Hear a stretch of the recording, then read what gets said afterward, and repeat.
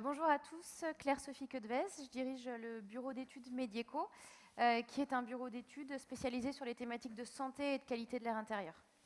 Et donc Quentin Zone, donc responsable de programme pour le groupe Pichet. Et donc je travaille sur le projet du village des athlètes dont on va parler aujourd'hui. Alors le projet c'est le projet Empreinte. Donc le projet a été lancé au MIPIM en 2019. Donc il y a eu 9 mois de concours, plusieurs phases de réponse, énormément d'ateliers de travail. Et donc le concours a été gagné en décembre 2019. Donc suite à ça, une équipe pluridisciplinaire a été euh, regroupée, dont 11 architectes pour 13 permis de construire et 22 bâtiments en tout. Donc ce concours devait respecter un cahier des charges très strict, issu de l'aménageur qui est SEM Pleine Commune, mais aussi de la Solidéo et de Paris 2024. Parce que ce qui est important de comprendre dans ce projet, c'est que c'était un projet double État, du coup, qui accueille, donc la plupart des bâtiments accueillent des athlètes pendant la phase JO, mais tous les bâtiments ont aussi une vie pour la phase héritage. Donc, le projet se situe donc sur l'écoquartier d'Île Saint-Denis, du coup entre Saint-Denis d'un côté, Gennevilliers, Villeneuve-la-Garenne de l'autre, donc à proximité de l'A86. Ça se décompose en, comme je vous l'ai dit, en 22 bâtiments, 48 000 mètres carrés, et qu'on a décomposé en 3 îlots, que vous pouvez voir juste ici. Donc 2 îlots principalement pour du logement collectif, et un îlot qu'on appellera PE pour exotique ou équipement, dont on va s'intéresser plus en détail.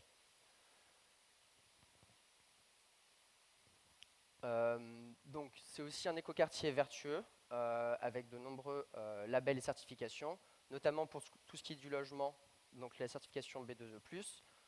Tous nos bâtiments sont E3C1. Les 2 bâtiments de bureau sont certifiés BREEAM. Et on a aussi des bâtiments avec le label Biodiversity. Donc l'îlot qui va nous intéresser aujourd'hui est l'îlot PE, donc comme je l'ai dit comme équipement ou exotique. Donc il bénéficie donc il y a 5 bâtiments, un pôle nautique, une résidence étudiante, une cité des arts, un hôtel et des bureaux. Donc les 2 bâtiments dont on va voir plus en détail sont le PE2 et PE5. Donc l'architecte c'est Eric Giudice, qui est un architecte suédois, donc qui est aussi l'architecte coordinateur de cet îlot. Donc c'est des bâtiments qui sont faits principalement de bois, donc à plus de 45% sur la ZAC de l'écoquartier. Nos 2 bâtiments, donc le PE2 qui est la résidence étudiante sociale, donc qui est un bâtiment avec une structure béton, uniquement au rez-de-chaussée au R+1 et qui est fait de modules préfabriqués bois. Donc ils sont faits dans une usine dans le nord de la France et tous les modules sont faits en usine et sont acheminés par voie fluviale. Et enfin, un immeuble de bureau, donc le PE5, donc qui est un immeuble plus classique dans sa conception, donc un immeuble avec une structure béton et avec une façade à ossature bois. Donc voilà un petit peu pour le projet. On va rentrer un peu plus en détail pour ce qui est de l'accompagnement de qualité de l'air intérieur. Donc Medieco, qui était avec nous depuis la phase concours et qui travaille encore aujourd'hui avec nous sur ce projet, va nous en parler plus en détail. Merci Quentin. Du coup, Quentin vous a fait un peu le contexte du projet, même s'il y a plein de particularités. Moi, je vais vous parler plus spécifiquement de la qualité de l'air intérieur, parce que vous voyez donc sur... Bon, vous ne voyez pas, mais en tout cas, c'est marqué sur l'écran. Vous avez la 86 qui passe juste au nord de nos 2 bâtiments. Donc très tôt, en fait, sur donc, la SEM, qui a lancé le concours, a souhaité qu'il y ait une prise en compte de la qualité de l'air intérieur assez poussée, justement pour essayer de préserver la santé des gens qui allaient venir dans ces bâtiments. Donc on a bien la résidence étudiante et la résidence étudiante que vous avez, donc c'est le lot PE2, et le bâtiment de bureau, c'est l'OPE5. Pour porter la qualité de l'air intérieur, en fait, l'AMO de la ZAC a proposé ces 2 îlots à un appel à projet ADEME, donc qu'ils ont appelé Prescrit Airbat, et qui avait pour objectif de mettre en place une méthode d'amélioration de la qualité de l'air intérieur à toutes les étapes de la vie de ces projets pour assurer une bonne qualité de l'air intérieur. Alors nous, Medieco, on a intervenu très tôt sur le projet avec justement un cahier des charges assez ambitieux sur la qualité de l'air intérieur. Et donc ce qu'on a proposé, alors on avait un cahier des charges du promoteur un peu spécifique au début, alors ce que beaucoup de gens rêveraient, c'est-à-dire filtrer l'air qui vient de l'extérieur mais sans double flux. C'est notre cahier des charges initial. À l'époque, on n'avait pas beaucoup de solutions. Donc ce qu'on a proposé, c'était d'abord de regarder justement dans cette phase concours un peu d'identifier tout ce qui, de prendre contact avec différents industriels pour essayer de voir qu'est-ce qu'il y avait en développement actuellement et qui pouvait répondre justement à ces contraintes. Donc à partir de l'analyse de site qui nous a permis de voir un peu quelles étaient les concentrations extérieures, vers quel système on pouvait proposer, mettre en œuvre dans le projet, sur les deux lots, parce qu'on a bureaux et logements, forcément, on ne va pas les traiter de la même façon. Ensuite, la prise en compte de la qualité de l'air intérieur dans le cadre de Prescrit Airbat, ça a également été, à chaque phase du projet, d'intégrer toutes les clauses relatives au choix des produits de construction, mais également d'intégrer des clauses relatives au choix des équipements. Donc on a fait une notice qualité de l'air intérieur, enfin un peu le classique sur une méthode d'amélioration de la qualité de l'air intérieur. On a eu une grosse phase de consultation des entreprises. Une fois que les entreprises sont consultées, c'est bien d'avoir tout inscrit dans un CCTP, mais encore faut-il que les produits proposés répondent à ces exigences. Donc ça a également été notre travail, en lien bien sûr avec l'AMO de la ZAC. On a commencé, parce que le premier il a été fait septembre-octobre, le premier atelier. En qualité de l'air intérieur, on pense beaucoup aux équipements de renouvellement d'air, au choix des produits de construction. Et c'est vrai qu'en phase conception, on a beaucoup d'outils aujourd'hui. Par contre, sur la partie chantier, on se rend compte que la qualité de l'air intérieur du futur bâtiment, elle se joue aussi beaucoup sur le chantier. Et donc, on a commencé à faire des ateliers de sensibilisation des entreprises à la qualité de l'air intérieur pour rappeler un peu les bonnes pratiques et puis vérifier sur le chantier aussi que les références qui arrivent correspondent à ce qu'il y avait dans les marchés de travaux. Et puis derrière, le projet va réaliser, dans ces deux lots, il y aura des mesures de qualité de l'air intérieur qui seront réalisées pour vérifier qu'on a atteint nos objectifs. Ça, c'est sur la partie un peu organisation et prise en compte de la qualité de l'air intérieur à chaque étape. Maintenant, sur la partie innovation, donc ce qui a été vraiment notre première mission sur la partie concours, et je vous rappelle sur le lot PE2, donc le cahier des charges, résidence étudiante, donc forcément beaucoup de chambres. Comment est-ce qu'on pouvait filtrer toutes les particules, surtout émises par l'A86 à proximité, sans passer par une double flux, qui était la double flux, c'était surtout pour des questions de maintenance qu'elle n'avait pas été choisie. Et donc, en se rapprochant des différents industriels, on a pu, avec Aldes, travailler sur une entrée d'air filtrante, donc, qui était assez innovante à l'époque sur le projet. Je vais me permettre de la prendre, Christelle. Je l'ai parce que c'est plus facile de se rendre compte en vrai.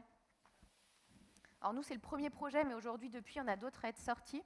Donc en fait, l'innovation sur le projet, c'est qu'aujourd'hui, dès qu'on parle de filtration de particules, forcément, on pense à la double flux, qui en termes d'efficacité reste quand même l'un des meilleurs systèmes. La filtration particulière sur de la double flux, elle se fait avec des filtres et c'est de la filtration physique. On va filtrer par rapport à la taille des particules. Là, on est sur une innovation différente. Ce qui est très séduit, alors c'est de la filtration électrostatique, donc c'est un filtre électrostatique qui se met, et ça, il faut aussi travailler avec les architectes pour l'intégration dans un projet, parce qu'autant en simple flux, on a des entrées d'air au niveau des menuiseries, là, ça passe directement à travers le mur.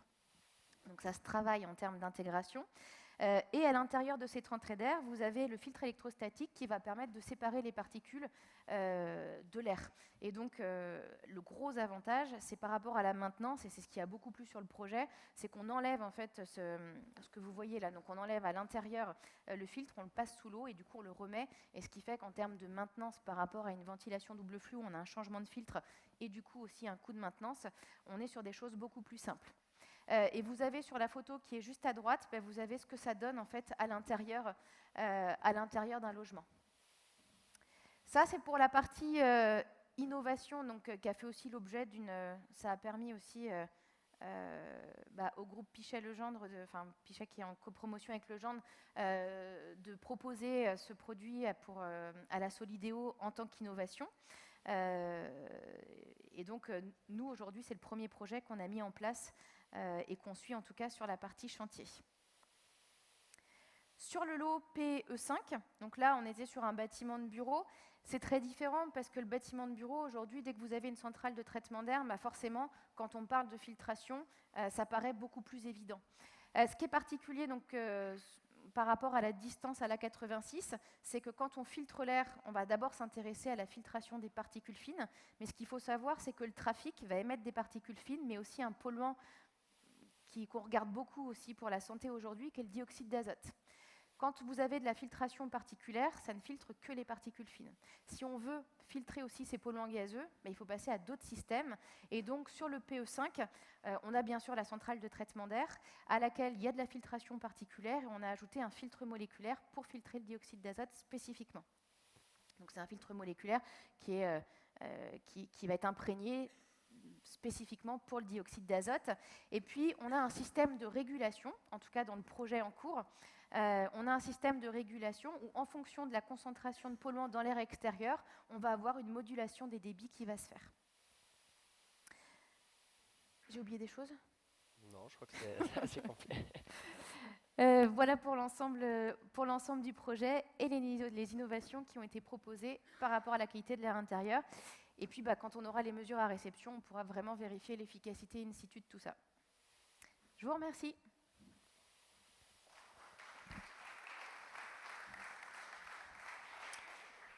Merci à tous les deux. Est-ce que vous avez des questions sur le projet ou sur le projet en lui-même ou sur l'aspect plutôt qualité de l'air, protocole et ventilation innovante ?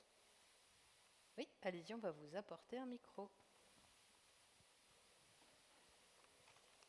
J'avais Caroline Herbert du bureau d'études EOD Ingénieur Conseil. J'avais deux questions. Une question sur le système en lui-même, sur le rendement et on va dire la potentielle surconsommation liée à cette filtration pour la partie plutôt logement, équipe logement. Et la deuxième, c'est le traitement acoustique, parce qu'il n'y a pas qu'une question de santé. Est-ce que ça fait aussi une gestion acoustique de cette entrée d'air permet aussi une gestion acoustique ? Voilà, les deux questions. Alors, je te laisse répondre sur le rendement. Je réponds sur la partie... Sur le rendement, on va demander, il y a Aldès qui est dans la salle. Ouais. Juste sur la partie acoustique, clairement, c'est un des enjeux et une des problématiques sur la mise en place, parce que souvent, quand vous avez des problématiques de qualité de l'air extérieur, on a aussi, c'est souvent très lié. Et quand on a un niveau très exigeant en termes d'acoustique, forcément, l'entrée d'air, elle est efficace sur la partie air. Sur la partie acoustique, je pense qu'on pourrait aller chercher des petits dB supplémentaires. Il faudrait épaissir les murs.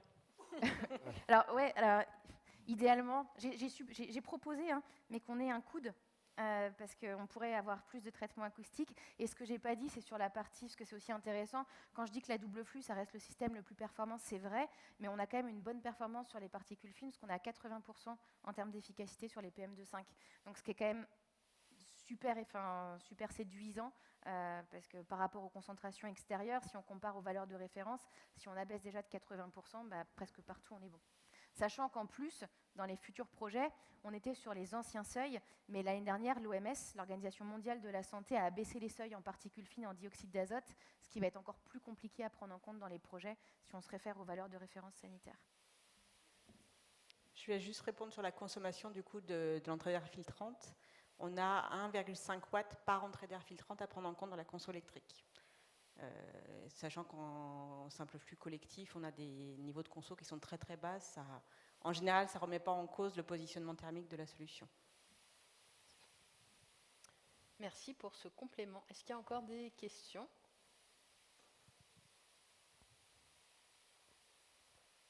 Plus de questions ? Écoutez, merci à tous les deux pour la présentation de ce projet et de ce système, et preneur de retour sur ces performances.